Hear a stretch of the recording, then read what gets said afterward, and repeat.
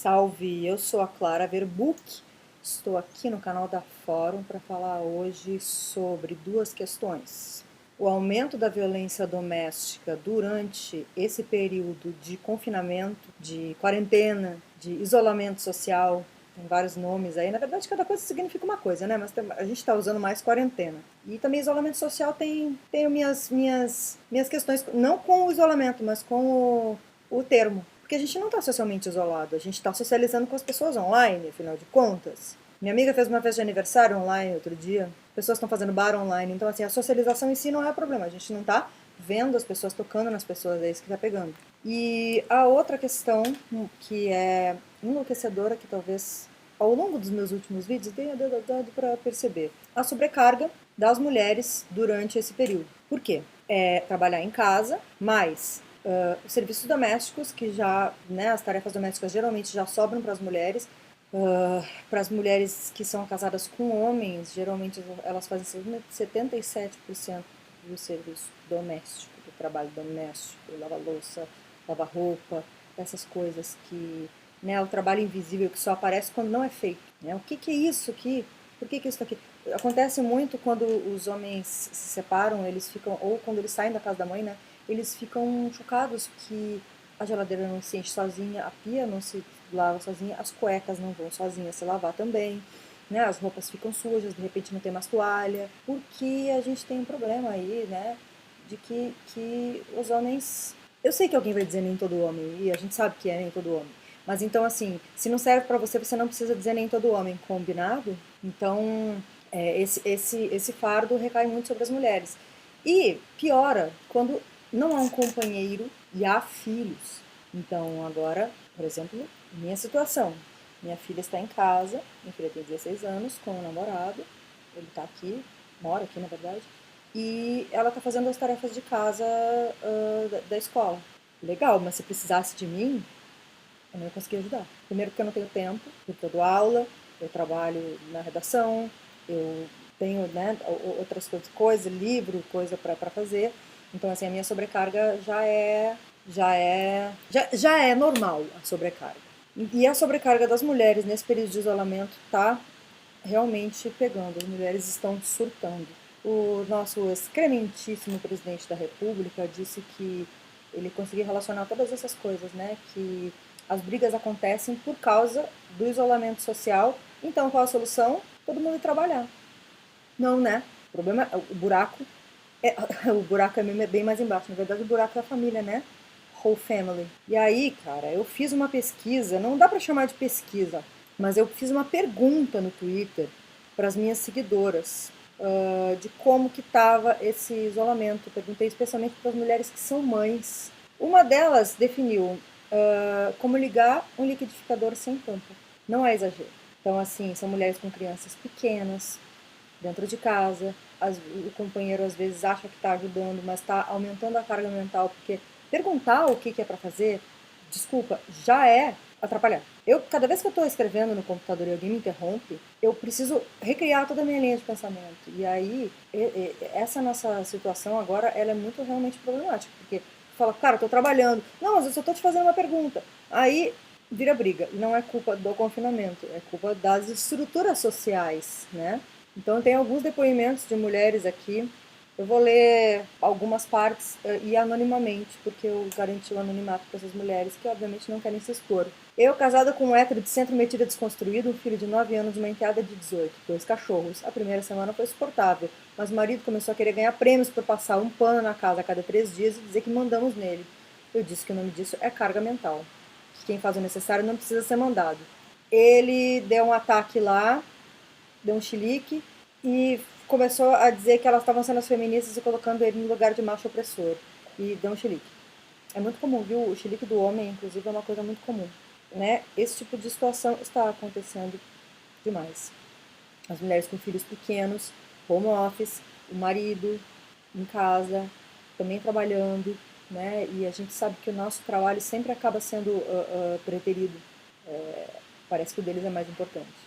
Eu já passei por isso muitas vezes, mesmo que fosse eu que estivesse sustentando o lar, e eu conheço muitas outras mulheres nessa situação também, o cara achar que o trabalho dele realmente é mais importante do que o seu. E, cara, a gente não dá pra aceitar isso. E eu acho que o que vai acontecer nesse. Cara, eu tenho aqui tem muitos depoimentos. Eu acho que eu vou publicar num texto, porque se eu parar pra ler todos aqui, vai ser deprimente. Né? Que é o que está acontecendo com as mulheres nesse momento, realmente. Mães de filhos autistas que estão sem rotina, e aí pessoas autistas precisam de rotina, precisam de cuidados especiais, né? Dependendo do espectro de autismo, precisam de mais ou menos, então é muito complicado. Todo tipo de mãe aqui, todas desesperadas. Não teve uma que me escreveu e falou: ah, tá suave. Não, não tá suave, porque a maternidade já não é suave, né? A maternidade já é um puta de um fardo. Eu sempre digo que eu amo a minha filha, mas eu odeio a maternidade. Porque a maternidade não é o filho. Depende de você ter um filho, é claro. Mas a maternidade é um pacote que colocam no teu colo embrulhado em culpa. E aí tem um conjunto de regras que se você não segue, você é uma péssima mãe, né? Então, se você sai para beber, você é uma péssima mãe. Se você reclama do fardo, você é uma péssima mãe. É um inferno. É um inferno ser mãe, né? Tanto que eu presto muita atenção isso em português e em inglês. Em inglês, criar um filho é parenting, que serve para os dois, né? Para o pai e para a mãe. Ou para mãe, enfim, pai para pai. É outro termo, é um termo que é o termo de criar uma pessoa. Em português, a maternidade e a paternidade são coisas muito diferentes, né? Paternidade parece que é tipo só o exame de paternidade, é só quem doou a porra ali, né? Então, são coisas que todas essas coisas vão ficar mais evidentes nesse momento, porque a gente vai estar preso. Então, o que eu prevejo? Eu prevejo muitas separações, eu prevejo reestruturações de relacionamentos, muitas brigas, com certeza. E é claro, quando a gente fala briga, a gente não está falando de briga de violência doméstica, que é o nosso próximo assunto aqui. A gente está falando de embates, né?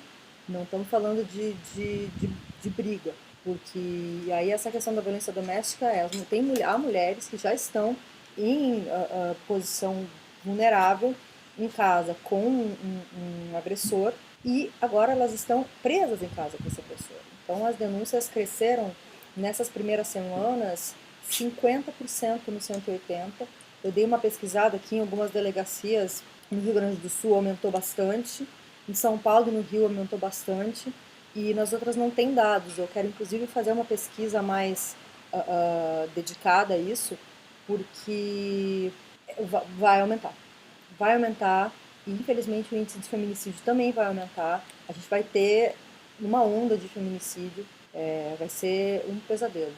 Não estou fazendo essa previsão de forma leviana, mas a gente sabe que os feminicídios voltaram a crescer no Brasil muito porque a gente agora tem o aval das figuras públicas, né, do presidente da República, por exemplo, para a misoginia. Então é uma misoginia institucional, podemos dizer assim, né? Ele vai lá, o cara que foi eleito, e que agora as pessoas ficam chocadas, é o cara que empurrou a deputada, chamou ela de vagabunda e disse que ela não era estuprada porque ela não merecia ser estuprada porque ela era feia, sabe? Então, e fez a piadinha do furo com a jornalista, e o jeito que ele trata as mulheres da imprensa, o jeito que ele trata todas as mulheres, né? O que me incomoda um pouco é que parte dessas mulheres da imprensa só começaram a se incomodar com isso depois que elas viraram alvo, né? Antes, como eu estava conversando com o Rosário numa live que tá aí no canal da Fórum, antes era tudo bem? Não, não era tudo bem. Então, essa misoginia estava aí escancarada já. Só que essa coisa, né? Algumas mulheres acham que nunca vai chegar nelas. E é importante lembrar que violência doméstica pode acontecer com qualquer uma, né? A gente, nós, mulheres independentes e fortes e decididas, a gente às vezes acha que está impune. Não é impune a palavra. Não vou fazer que nem o presidente usando a palavra errada. Que a gente está imune a isso. Não estamos. A gente pode entrar em relacionamentos abusivos, sim, e às vezes a gente fica até com mais vergonha de falar, né? Porque como que eu vou ter uma postura e me colocar de uma forma politicamente se na minha casa está acontecendo isso. Então a vergonha é uma coisa muito séria e é um dos grandes obstáculos para a gente conseguir chegar nos números reais de violência doméstica, que é muito complicado. É muito complicado chegar nesses números, até porque as delegacias talvez agora comecem a melhorar, mas eu fui muito à delegacia da mulher acompanhando casos de mulheres agredidas e quando chegava lá eu via as delegadas, as autoridades tentando dissuadir as mulheres de fazer o BO. Então é muito complicado, é realmente muito complicado. É todo um sistema que precisa ser revisto. Agora a gente precisa de novas propostas para conter essa questão da violência doméstica. Então eu peço às parlamentares feministas e aos parlamentares que também defendem os direitos das mulheres que pensem nisso agora, porque é urgente que a gente faça isso. A gente está vivendo um momento de calamidade pública e sempre, sempre, sempre quem vai cair primeiro são as pessoas, digamos, essas populações vulneráveis, as mulheres negras, as pessoas negras, indígenas. Então a gente precisa muito pensar nisso e tentar prever no meio do caos, para o caos não ficar ainda pior. É isso, valeu, até a próxima.